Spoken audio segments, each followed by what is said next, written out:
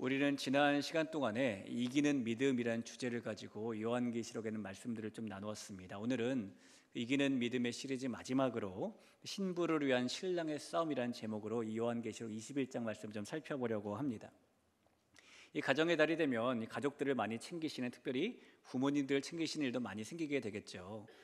한 며느님이 시어머님 생신이 다가오자 어머님을 백화점에 모시고 가서 선물로 좋은 옷을 한 벌 사드렸습니다. 그리고 몇 달이 지났는데 길거리에서 우연히 이 며느님이 동서를 만나게 되었는데, 이 동서가 자신이 시어머님께 사드렸던 그 옷을 입고 있는 겁니다. 당황한 며느리가 동서에게 어찌 된 일이라고 물었더니 동서가 말하기를 시어머님이 옷이 마음에 들지 않는다면서 자기에게 주셨다라는 것이죠. 그 말이 얼마나 서운한지 이 며느님이 집에 가서 남편에게 자처조정을 이야기하면서 하소연하기 시작했습니다. 근데 아내의 말을 듣고 있던 남편이 중간에 말을 딱 끊더니 이렇게 말하는 겁니다. 당신이 잘못했네. 왜 어머님 마음에 드시지도 않는 옷을 사드렸어? 이렇게 말한 것이죠. 며칠 후에 이 며느리가 이 카페에 가서 친구와 만나서 이야기를 나누는 가운데에 사소한 말다툼을 하게 되었습니다. 그리고 역시 집에 들어와서 남편에게 말다툼한 이야기를 막 하게 되었어요. 역시 남편이 이야기를 합니다. 당신이 잘못했네 라고 말하는 겁니다. 며칠 지나서 이 아내와 남편이 화해를 하고 식당에 식사를 하러 가게 됐는데, 식사를 하다가 이 아내가 여기 김치 좀 더 주세요 라고 말을 합니다. 일하시는 아주머님께서 무슨 안 좋은 일이 있으셨든지 이 김치를 식탁 위에 휙 던지든지 놓고 가버렸습니다. 그 모습에 화가 난 이 아내가 아줌마라고 부르면서 김치를 불친절하게 놓고 간 것을 따지기 시작했는데요, 일하는 아주머니도 내가 언제 던졌다 그래 그러면서 밥이라 먹으러 왔으면 밥이나 곱게 먹고 갈 것이지 이렇게 막 이제 싸우기 시작한 거예요. 우리 가운데 일어나는 일이죠. 한참 열을 올리다 보니까 같이 밥을 먹던 남편이 보이지 않는 겁니다. 아내가 남편 쪽 입구 쪽을 보니까 슬그머니 자리를 피해서 가는 남편이 보였습니다. 한숨이 나오는 이야기인가요? 그래서 아내가 서운한 마음에 여보라고 불렀더니 남편이 못 들은 척하고 그냥 나가버렸다는 것이죠. 여기 계신 남편분들은 그런 남편이 아닌 줄로 믿습니다. 반면에 이런 남편도 있습니다. 호주에서 얼마 전에 실제로 있었던 일인데요, 한 여성이 서핑을 하다가 백상어의 공격을 받게 되었습니다. 이 뉴스를 보니까 해변에서 이 샹텔 도일이라는 여성이 보드를 타고 있었는데 2m가 넘는 백상어가 공격을 해서 이 여성이 오른쪽 허벅지를 깊게 물고 바닷속으로 끌고 들어갔답니다. 이 여성이 자기가 타던 보드를 꼭 붙잡고 안 끌어들여가려고 버틴 거죠. 그 순간에 이 여성의 남편이 보드를 타고 열심히 다가와서 상어의 등에 올라탑니다. 그리고 아내의 허벅지를 물고 있는 백상어의 얼굴을 맨 주먹으로 열심히 때리기 시작했답니다. 이 경찰의 발표에 의하면은 이 남편이 주먹으로 상어 머리를 필사적으로 때렸다라고 기사가 났습니다. 결국 얼마나 필사적으로 때렸던지 이 상어가 도망쳐 버렸고, 아내가 이 허벅지와 종아리에 상처를 깊게 입었지만은 목숨은 건질 수 있었답니다. 백상어를 만나면 자신도 위험에 처할 수 있는데 아내를 구한 이 남편, 참 멋있는 남편이죠. 그래서 호주 뉴스는 이 남편을 아내를 구한 용감한 남편이라고 포장을 해서 내보내기도 했습니다. 여기 계신 남편분들이 다 그런 남편인 줄로 믿습니다. 이 백상어에게서 아내를 구한 남편도 너무 멋있는 남편이지만, 오늘 이 요한계시록에 보면은 정말 멋있는 남편, 정말 멋있는 신랑이 한 분 등장을 하게 됩니다. 그 멋있는 신랑은 바로 예수님이세요. 이 신랑이신 남편이신 예수님이 얼마나 멋진 분이신지 오늘 우리가 이 말씀을 통해서 좀 만나봤으면 좋겠습니다. 성경의 가장 처음인 창세기는 하늘과 땅을 창조하는 이야기로 시작을 하게 됩니다. 성경의 가장 마지막인 요한계시록은 새 하늘과 새 땅을 창조하는 이야기로 마감하게 됩니다. 성경은 하나님께서 하늘과 땅을 창조하시고 사람이 범죄해서 그 창조 세계가 타락했고 결국 하나님께서 새 하늘과 새 땅을 회복시킨다라는 이야기인 것입니다. 그래서 오늘 본문에 보면 예수님께서 사도 요한에게 그 새 하늘과 새 땅을 보여주셨죠. 1절 말씀입니다. 또 내가 새 하늘과 새 땅을 보니 처음 하늘과 처음 땅이 없어졌고 바다도 다시 있지 않더라. 여기서 말하는 처음 하늘과 처음 땅과는 다른 이 새 하늘과 새 땅에 대한 이야기는 이 요한계시록에서 새삼스럽게 처음 등장한 이야기가 아니에요. 이 새 하늘과 새 땅은 구약 시대 때부터 하나님께서 이스라엘 백성들에게 주시겠다라고 약속하신 것입니다. 이사야 65장 17절을 한번 보면, 보라, 내가 새 하늘과 새 땅을 창조하나니 이전 것은 기억되거나 마음에 생각나지 아니할 것이다 라고 말합니다.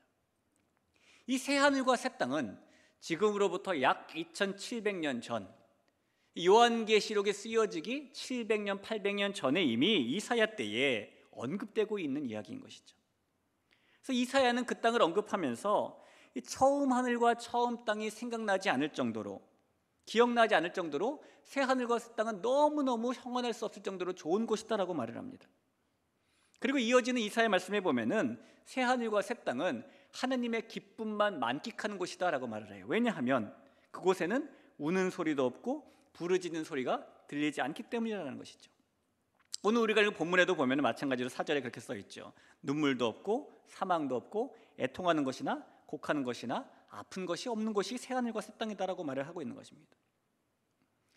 이사야뿐만 아니라 베드로도 이 새하늘과 새 땅에 대해서 언급한 적이 있었는데, 베드로는 그곳이 의가 가득한 곳이라고 소개를 하고 있습니다.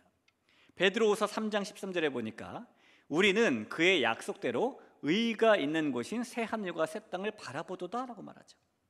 죄가 사라지고 악이 완전히 소멸된 하나님의 의만 가득한 곳이 이 새하늘과 새 땅이라고 말하고 있는 겁니다. 그런데 그렇게 이사야를 통해서 약속되고 베드로를 통해 약속했던 새하늘과 새 땅을 오늘 예수님께서 사도 요한에게는 보여주셨다는 겁니다.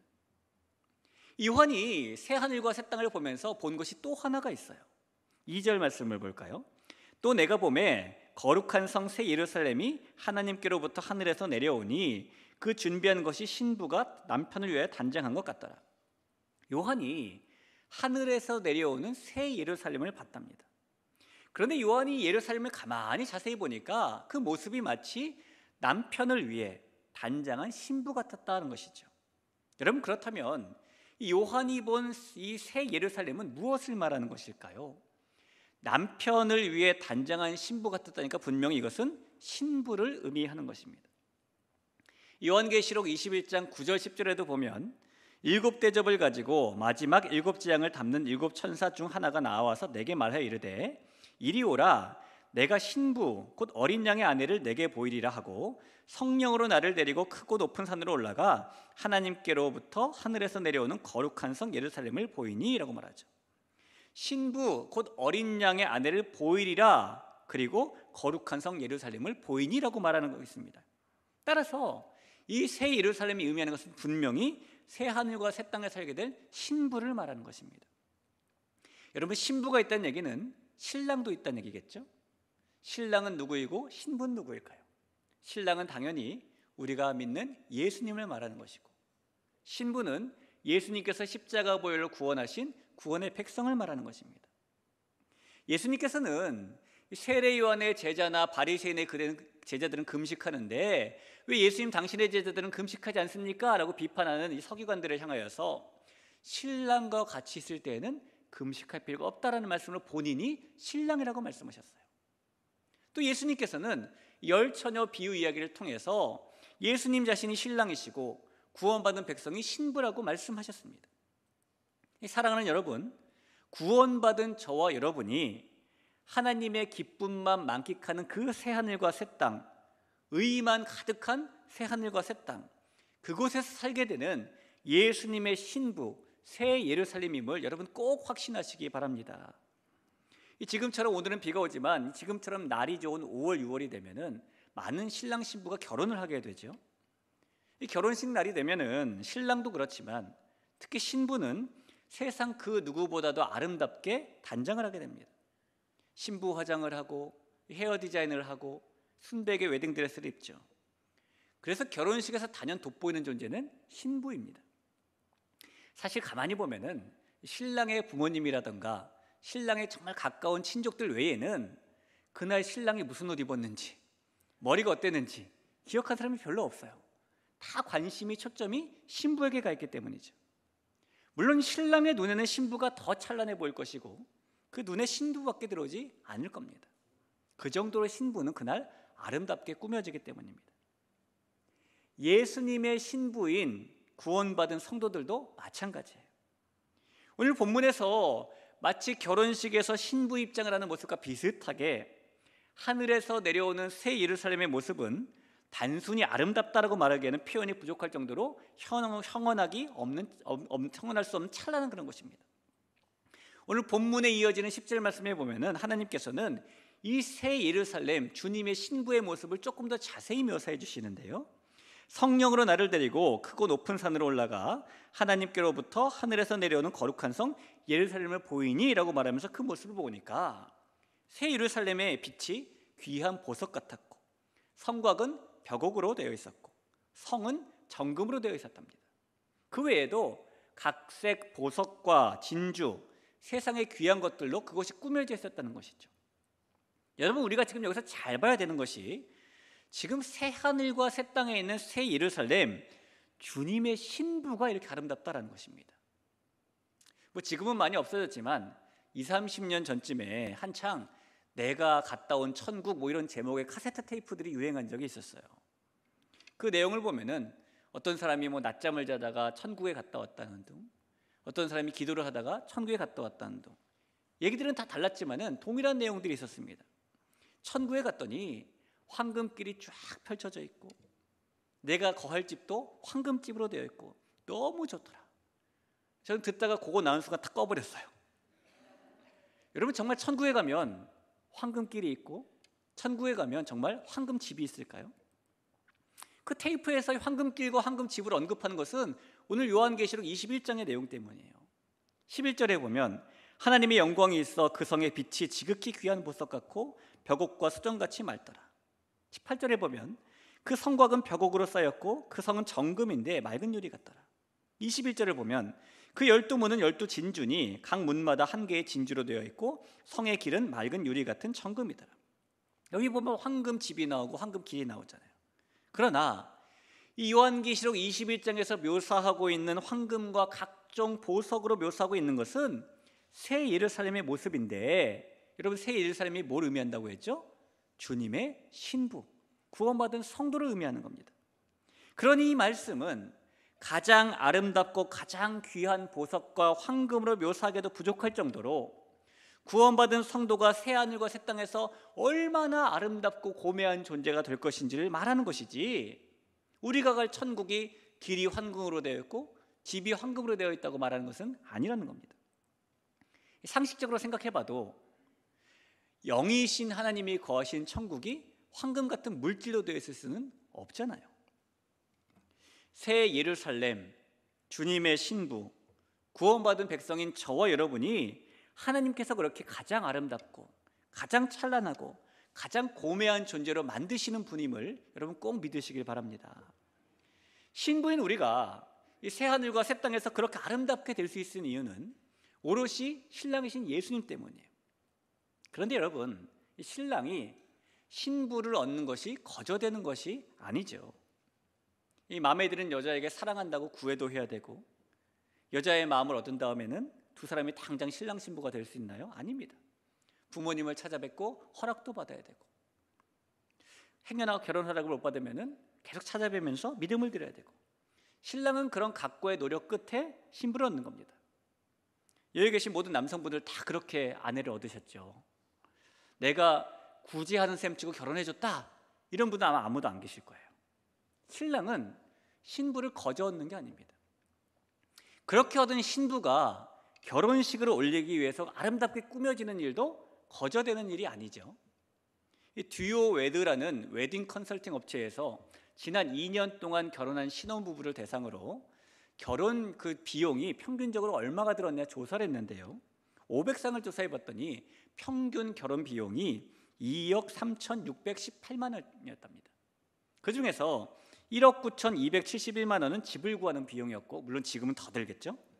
혼수, 예단, 예물, 예식홀 대여비, 신혼여행비, 이바지 비용, 다양한 비용이 들었는데, 그중에서 결혼식 당일 신랑을 포함해서 신부를 아름답게 꾸미는 비용, 소위 웨딩 패키지라고 부르는 스드메 있죠? 스튜디오 드레스, 메이크업, 스드메, 그 비용이 278만 원이 들었답니다. 꾸미는 비용이. 여러분, 결혼식으로 해서 신부가 거저 아름답게 꾸며지는 것이 아니라는 거예요. 어떻게 보면 신랑은 이런 치열한 일들을 통해서 신부를 얻는 것입니다.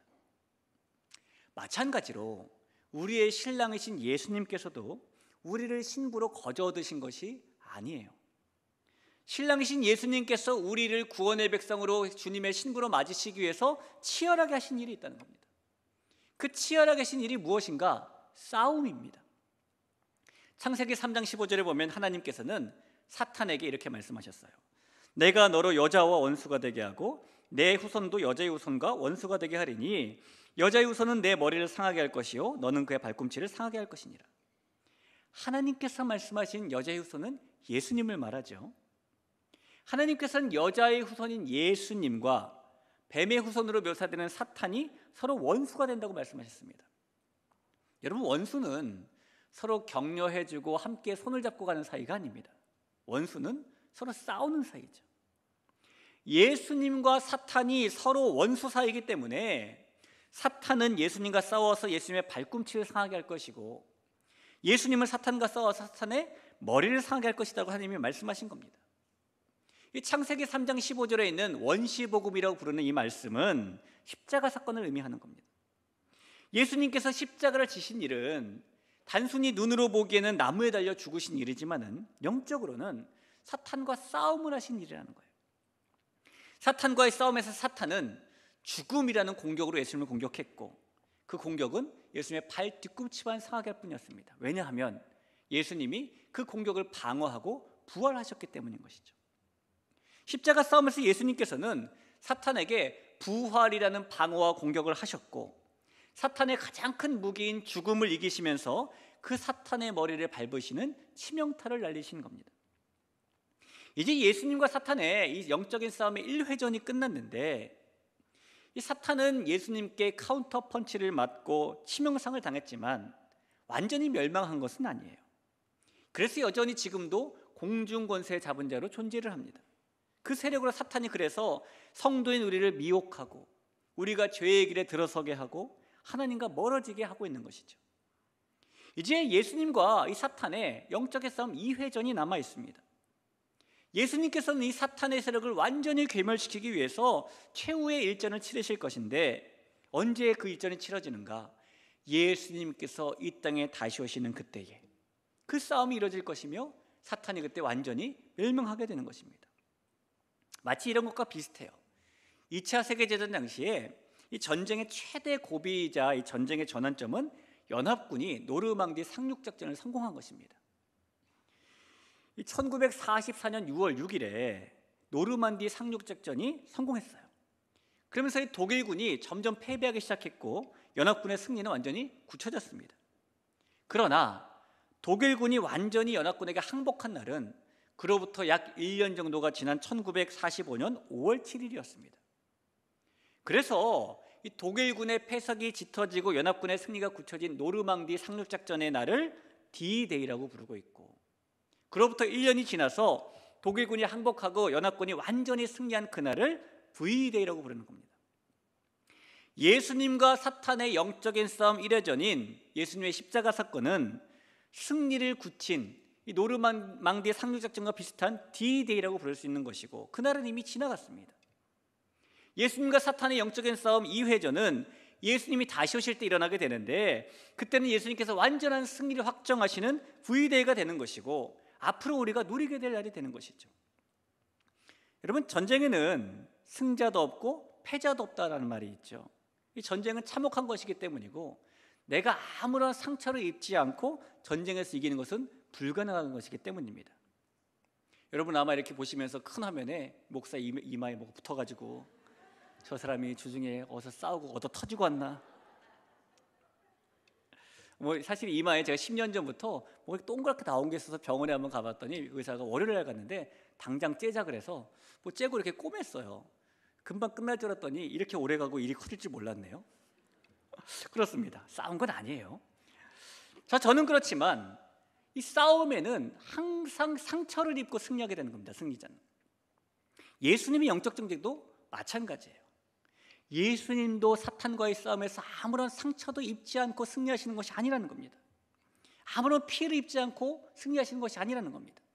예수님이 그 싸움을 치르시느라고 죄된 이 세상에 육신을 입고 오셔야만 되었고, 예수님이 그 싸움을 치르시기 위해서 죄가 가득한 이 세상에서 죄를 안 짓고 살아가야 했습니다.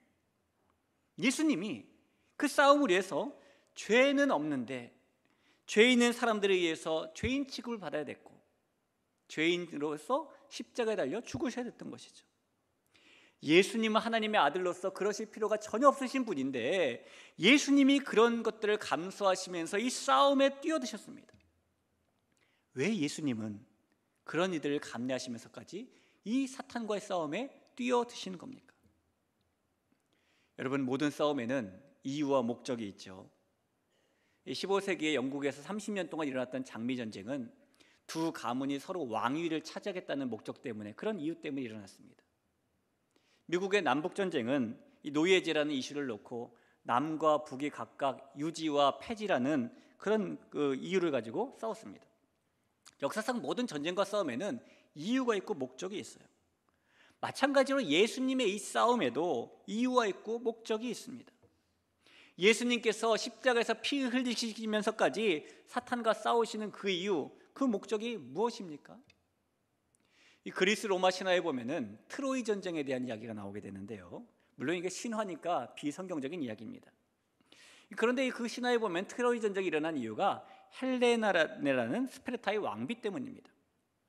이 헬레네는 당시에 가장 아름다운 여인으로 알려져 있었는데, 이 신화 속에 나오는 아프로디테라는 여인이 이 트로이의 왕자였던 파리스에게 계략을 걸어가지고 이 파리스가 헬레네를 데리고 자기 나라로 도망치게 된 것이죠. 근데 문제는 이 헬레네가 유부녀였다는 겁니다. 남편은 스파르타의 왕이었죠. 스파르타의 왕이었던 메넬라우스가 자기 아내를 되찾기 위해서 트로이에 쳐들어갔고, 그것이 전쟁이 된 것입니다. 근데 그 전쟁의 목적은 자기 아내를 찾는 데 있었어요. 재밌는 것은 예수님의 싸움의 목적도 이 트로이 전쟁과 똑같습니다. 예수님께서 치열하게 이 싸움을 하시는 이유는 예수님께서 신부인 구원받은 성도를 되찾으시기 위함입니다. 사탄의 권세 아래에서 죄와 가까이 살아가고 있는 우리들을 되찾으시기 위해서, 그래서 사탄을 멸망시키고 우리들을 신부로 맞이하시기 위해서 예수님은 영적인 싸움을 하신다는 것입니다. 여러분, 우리가 믿는 그 예수님께서 저와 여러분을 신부로 맞이하기 위해서 십자가라는 싸움을 하셨고, 또 최후의 싸움을 하실 우리의 가장 멋진 신랑임을 여러분 꼭 마음속으로 믿으셨으면 좋겠습니다. 우리가 이 과거 유대인들의 결혼 풍습을 보면 예수님께서 우리를 신부로 어떻게 맞으시는지를 조금 자세히 이해할 수가 있습니다. 이 유대인의 결혼 풍습은 약혼으로 시작을 하는데, 이 약혼은 당사자들이 어렸을 때에 각 당사자들의 아버지들이 약속을 맺으면서 이루어지게 됩니다. 하나님께서 우리를 구원하시겠다고 하신 약속이 약혼에 해당합니다. 유대인의 결혼 풍습에 보면 약혼을 하고 나면 정혼을 하게 됩니다. 정혼은 약혼을 다시 확인하는 것인데, 정혼이 성립되면 이들은 결혼을 아직 하지 않았지만은 이미 남편과 아내로 불리게 되고 결혼한 사이처럼 간주가 됩니다. 정혼하는 당사자들은 신부 집에 모여서 여러 증인들을 세우고 서약을 하고 신랑이 신부에게 예물을 주죠. 그리고 1년이 정도 정혼 기간을 보내게 되는데, 그 신랑이 신부를 결혼할 때 데리러 오기 전까지는 두 사람이 서로 남편과 아내로 불리지만은 같이 살 수는 없습니다. 신랑이신 예수님께서 이 땅에 찾아오셔서 십자가 죽음과 부활을 감내하시고 우리에게 성령이라는 예물을 주신 것이 바로 정혼에 해당하는 것입니다. 그리고 신랑이신 예수님께서 신부를 데리러 오시는 이 기간이 정혼의 기간에 해당하는 것이고, 이 정혼 기간이 끝나면 주님이 우리를 데리러 오시는 것이죠. 유대인의 결혼 풍습의 마지막은 약혼과 정혼을 거쳐서 결혼입니다. 결혼은 정혼한 지 약 1년 정도 지나면 이루어졌는데, 주로 유대인들은 전통적으로 밤에 결혼식을 했어요. 그래서 결혼식 때가 되면은 신랑은 자기 집에다 잔치를 준비해 놓고 신부를 데리러 가는 겁니다. 그래서 신부는 이제 데리러 갈 때에 신랑이 밤에 온다는 건 아는데 몇 시에 오는지는 모르는 거예요. 그러다 보니 신부가 깨어있을 수밖에 없는 것이죠. 그 신부를 데리고 신랑은 자기 집에 가서 일주일에서 2주일 정도 결혼 잔치를 하게 되는 겁니다. 신랑이신 예수님께서 우리를 데리러 오시면 결혼식이 시작이 됩니다. 예수님께서 정혼한 신부인 저와 여러분을 데리러 오시는 그날이 바로 완전한 승리의 날, V데이가 되는 것이죠. 지금은 예수님께서 사탄과의 영적 싸움 1회전을 마치시고 2회전을 준비하고 계시는데, 우리가 정혼 기간을 보내고 있는 이때에 가장 중요한 것은 신부된 우리의 태도일 것입니다. 신부인 우리가 세상의 풍조를 따르고 죄와 친밀하고 믿음이 있어도 늘 쓰러지고 넘어지는 그런 믿음을 가지고 살면서 신랑이 아닌 사탄의 편에 붙는 신부로 살아야 할까? 아니면 신부인 우리가 예수님께서 이루실 그 V데이를 기다리면서 죄를 멀리하고 이기는 믿음을 가지고 이 땅을 살아가면서 신랑을 기다려야 할까? 신랑이신 예수님을 만나게 될 예수님과 정혼한 신부인 저와 여러분은 한양에 간 이몽룡을 기다리는 성춘향과 같은 심정으로 살아야 되는 거예요. 낭굴이신 예수님이 오늘이 나오실까? 내일이 나오실까? 늘 기다리며 살아야 되는 것이죠. 이 초대교회 성도들의 마라나타라는 고백, 주 예수여 오시옵소서라는 고백은 단지 외침이 아니라 그들의 신앙의 고백이었습니다. 그렇게 예수님의 다시 오심은 성도인 우리를 통해서, 신부인 우리를 통해서 기다려져야 되는 것입니다. 우리가 뼈에 사무치는 그리움으로 예수님을 기대하고 기다리는 그 모습이 우리가 정혼한 이 시절을 보내는 모습이어야 한다는 것입니다. 때로는 이 기간이 너무 길어서 기다리는 것이 힘들 수도 있어요. 그러나 오늘 본문 7절에서 주님은 이렇게 말씀하십니다. 이기는 자는 이것들을 상속으로 받으리라. 나는 그의 하나님이 되고 그는 내 아들이 되리라. 그렇게 고대하며 기다리는 믿음이 이기는 믿음이라는 것입니다. 우리의 신랑 되신 예수님께서 신부인 우리를 호시탐탐 노리는 대적으로부터 안전하게 신부를 데려오기 위해 애쓰고 계시고, 지금도 신부인 우리와 함께 하시고 그 신부인 우리에게 힘을 주신다는 사실을 믿고 이기는 믿음을 가지는 저 여러분이 되길 간절히 축복합니다. 우리는 지금까지 이기는 믿음에 대해서 8번에 걸쳐 말씀을 살펴보았습니다. 하나님께서는 이 땅을 사는 우리에게 믿음을 주셨어요. 그리고 그 믿음으로 이기는 삶을 살라고 말씀하십니다. 세상과 죄와 환경에 빠져서 패배하는 믿음을 가지는 것이 아니라 극복하고 일어나는 믿음을 가지라는 것이죠. 그 믿음 주신 예수님께서는 저와 여러분의 가장 멋있는 신랑이십니다. 이제 우리에게 남은 일은 신부를 데리러 오시는 예수님의 최후의 싸움이 끝난 후에, 승리를 거두신 후에 어린 양 예수님의 신부로서 그 결혼식의 큰 잔치에 참여하는 것입니다. 어린 양의 신부이신 사랑하는 여러분, 그 결혼식의 때를 고대하면서 이기는 믿음으로 신랑이 오실 것을 기다리는 우리가 되었으면 좋겠습니다. 하나님께서는 우리가 그렇게 넉넉히 이길 수 있도록 힘을 주실 겁니다. 여러분, 교회 앞에 보시면 로마서 말씀이 현수막에 크게 붙어 있어요. 우리가 넉넉히 이기게 하신 하나님을 믿고 이 시간에 이 말씀을 우리 같이 한번 낭독해 봤으면 좋겠습니다. 한번 읽어볼까요? 시작. 그러나 이 모든 일에 우리를 사랑하시는 이로 말미암아 우리가 넉넉히 이기느니라. 한번 더 읽어보죠. 시작. 그러나 이 모든 일에 우리를 사랑하시는 이로 말미암아 우리가 넉넉히 이기느니라.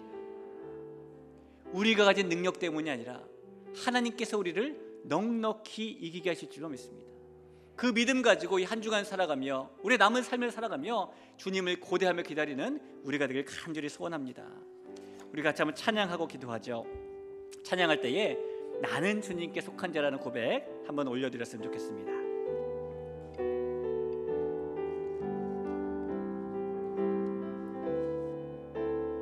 이 땅의 내 삶이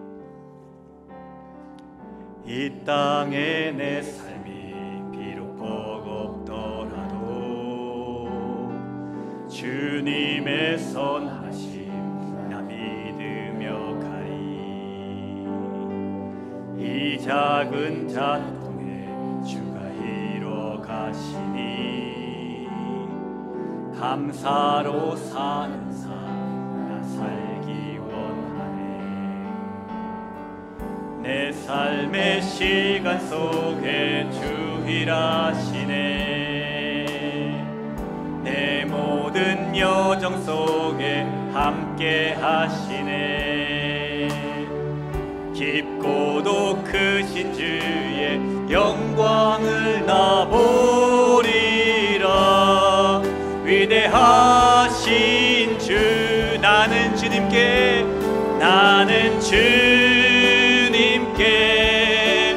속한 자 되어 주의 나라 위에 전심으로 살리라. 주의 마음에 합한 자 되어 맡기신 소명이, 다시 한번 고백해 볼까요? 이 땅의 내 삶이, 이 땅의 내 삶이 이렇고 떨어도 주님의 선하심 믿으며 가리. 이 작은 자통을 주가 이루어 가시니 감사로 산 살기 원하네. 내 삶의 시간 속에 주 일하시네.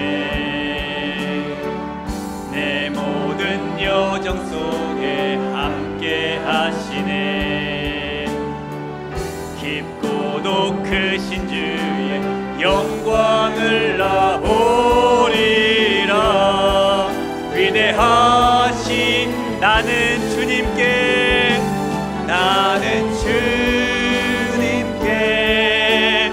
속한 자 되어 주의 나라 위에 전심으로 살리라.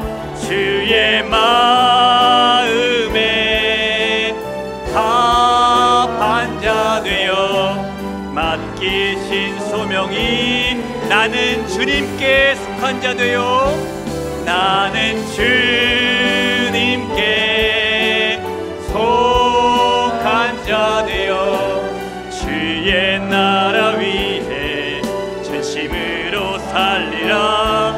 주의 마음에 합한 자 되어 맡기신, 우리 한 번 더 고백합니다. 나는 주님께